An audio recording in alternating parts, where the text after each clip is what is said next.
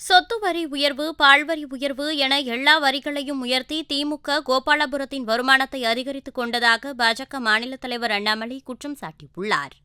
சாலையோர வியாபாரிகளுக்கு சுவநிதி திட்டம் மூலமாக யாருக்கெல்லாம் என்ன வேண்டுமோ மத்திய அரசு செய்திருக்கின்றார். திமுக அரசுடைய சாதனை என்னங்க? சொத்து வரி உயர்வு இல்லைங்களா, பால் விலை உயர்வு, மின்கட்டண உயர்வு, எந்தெந்த வரி இருக்கோ எல்லாத்தையும் உயர்த்தி திமுகவினுடைய கோபாலபுரம் அவர்களுடைய வருமானத்தை உயர்த்தி கொண்டார்கள். அதான் அவர்களுடைய சாதனை. இந்த இரண்டாவது விஷயத்தை நீங்க மறந்துவிடக் கூடாது. இன்னைக்கு நீங்க பாருங்க, விவசாய கௌரவ நிதி. மூன்றாவது விஷயம், நம்முடைய விவசாய பெருமக்களுக்கு 45 லட்சம் விவசாயிகளுக்கு 6000 ரூபாய் வருஷத்துக்கு கொடுக்கிறாங்க. இதுவரை 15 தவணையிலே தவணைக்கு 2000 ரூபாய், 30,000 ரூபாய் தமிழகத்தில் 45 லட்சம் விவசாயிகளுடைய வங்கி கணக்குக்கு வந்திருக்கு. திராவிட முன்னேற்ற கழகத்தினுடைய சாதனை என்னங்க?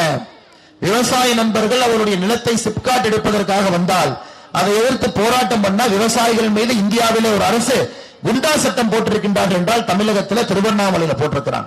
விவசாயிகளுக்கு எதிராக அரசாக முற்றிலும் திராவிட முன்னேற்ற கழகத்தினுடைய அரசு மாறி இருக்கிறது. நீங்கள் இதை மறந்துவிடக் கூடாது சகோதரர். செய்திகளை உள்ளது உள்ளபடி தெரிந்து கொள்ள ரெஃப்ளெக்ட் நியூஸை சப்ஸ்கிரைப் பண்ணுங்க.